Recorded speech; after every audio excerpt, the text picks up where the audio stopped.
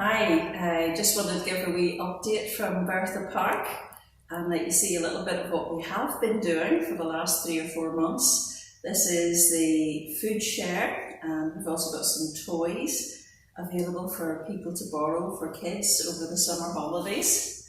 And we're open on Tuesdays and Fridays to let people take what they need, no questions asked. We also have a give and take box outside, which is here 24/7. If people can't make it to the shop, they can help themselves to anything they need to make a meal or two, even when the shop's not open. So that's what we have been doing, with help from volunteers from the school. But we do have plans to try something else.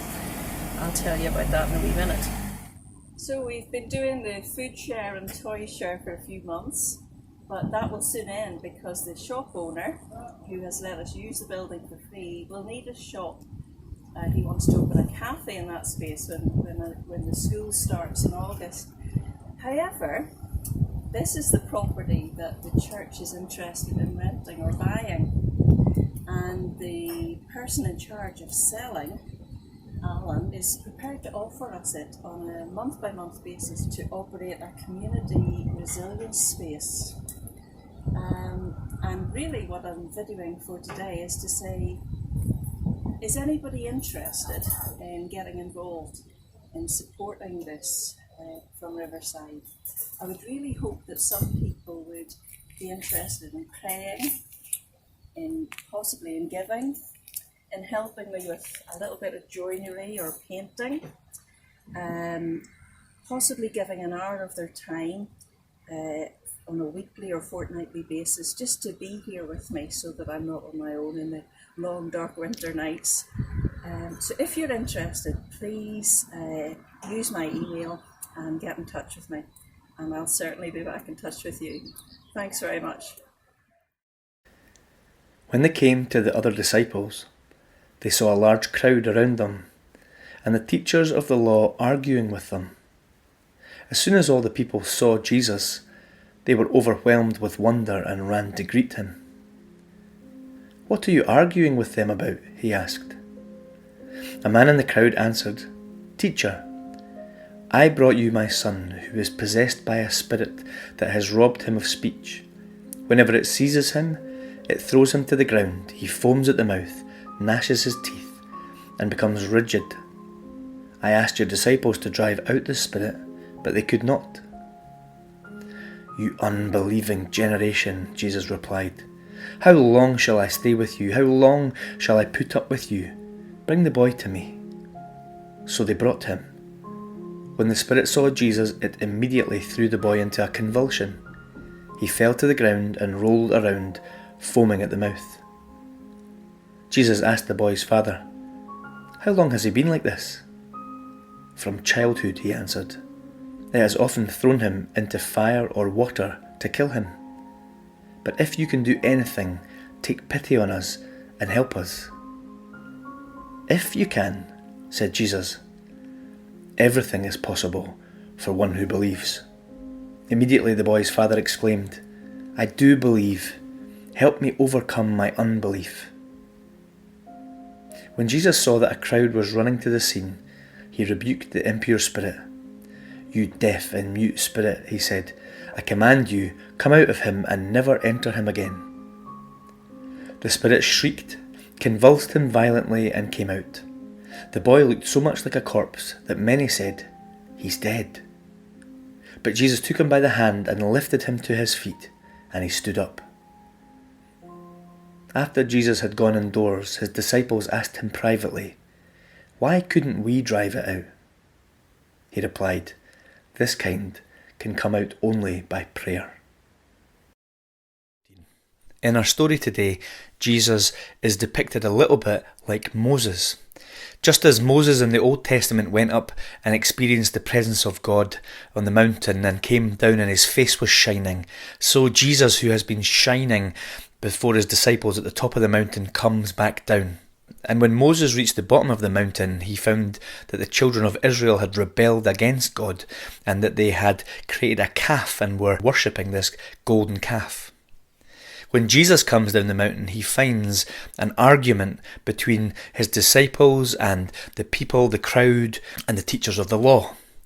He finds a situation of unbelief. It's explained to Jesus that the argument is because a man has brought his ill son to be healed, but the disciples are not able to do it. And somehow this has involved the whole crowd and the teachers of the law in an argument and discussion.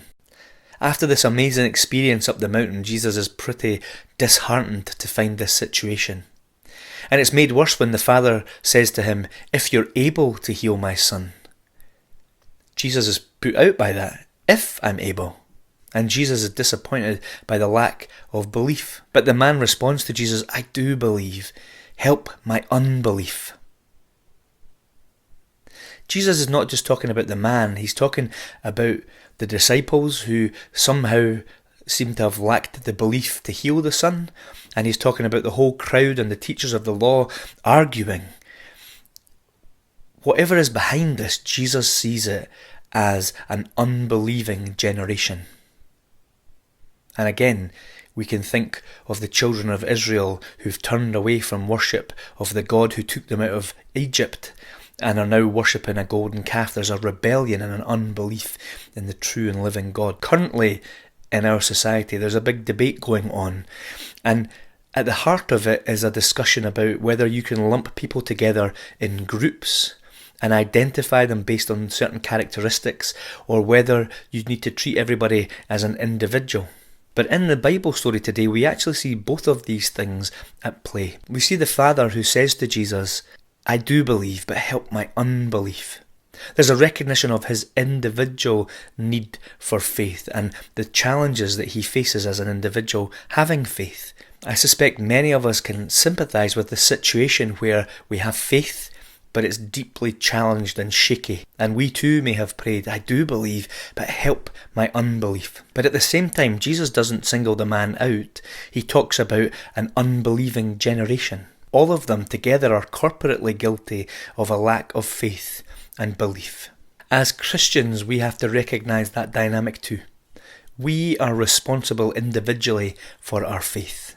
We're responsible for living out what we say we believe as individuals, and sometimes that's very challenging. Sometimes we've got to dig deep and work against our lack of faith.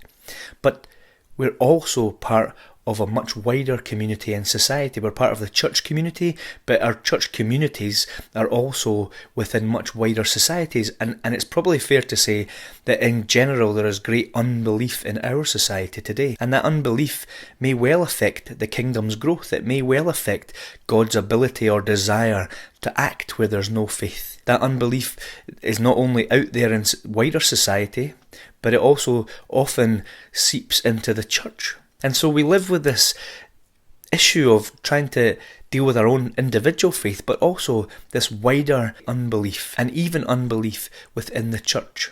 And so there's a challenge here today for us. Individually, there's a challenge to think about, how much do I believe and take Jesus at his word? Do I really believe that Jesus is able to do what he says he's able to do, and that he is God's son, that he has died for us and provided forgiveness for us and a way to live again with God? So there's that individual struggle of faith, but there's also how much unbelief is in our church. How much do we need to deal with that as a community of faith? And also how much unbelief is in our wider society, and how are we living in a way that might challenge that unbelief? It can be very difficult for us now because we're told that faith is a private thing. You should keep it to yourself and not let it affect how you live in society. And yet that's certainly not the way the Bible depicts our faith. Our faith is public. It does affect how we live, and so that does bring tension between us and the society we live in. How do we manage that tension? Do we simply accept the views of the world around us? Do we come into great conflict and aggression? There's a lot for us to think about, how we share our faith in a way that's attractive, in a way that's not aggressive, And yet, how do we stick to the faith that has been handed to us? Our position is not unusual. In fact, God's people have often found themselves in this place.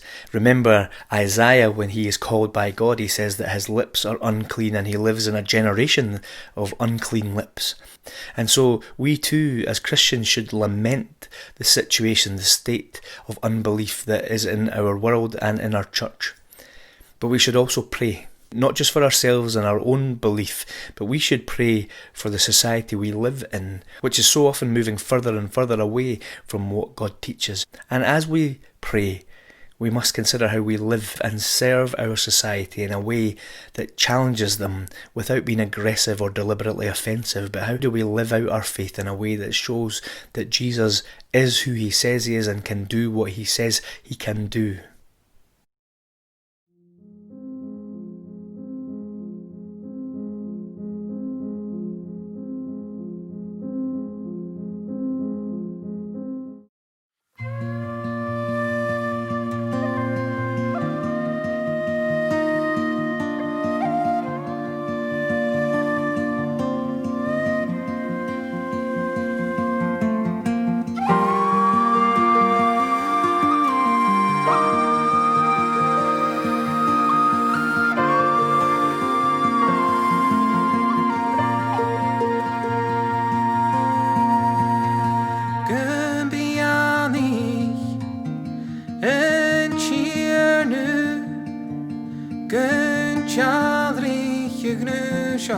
Can be a grass for you. Good talking, egg nushrut, a she hosh good.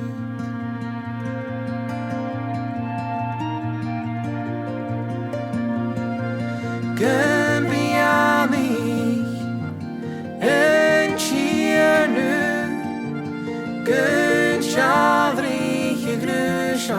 Can be a grass for you. Good talking, egg nushrut, a she hosh good.